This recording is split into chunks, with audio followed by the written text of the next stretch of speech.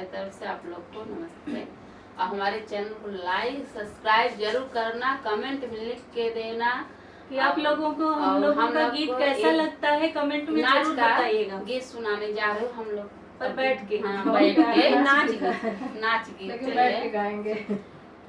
आमवा फरेला झोपेदार यार बालमा, आमवा फरेला झोपेदार यार बालमा, आमवा हम तोड़ी तोड़ी ढेरिया लगावली, आमवा हम तोड़ी तोड़ी ढेरिया लगावली। अरे बेच गईली जौनपुर बाजार यार बालमा, बेच गईली जौनपुर बाजार यार बालमा, आमवा फरेला झोपेदार यार बालमा, आमवा फरेला झोपेदार यार बालमा, आमवा हम तोड़ी तोड़ी ढेरिया लगावली, आमवा हम तोड़ी तोड़ी ढेरिया लगावली।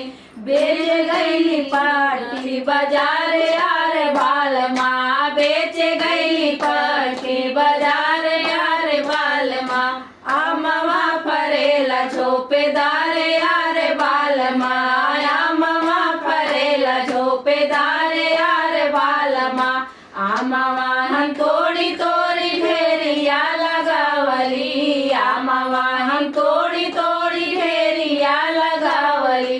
बेच गईली खूटान बाजार यार बालमा, बेच गईली खूटान बाजार यार बालमा, आमवा फरेला झोपेदार यार बालमा, आमवा फरेला झोपेदार यार बालमा, आमवा हम तोड़ी तोड़ी ढेरिया लगावली, आमवा हम तोड़ी तोड़ी ढेरिया लगावली। अरे बेच गईली सूरापुर बाजार यार बालमा, बेच गईली कादीपुर बाजार यार बालमा, बेच गईली कादीपुर बाजार यार बालमा, आमवा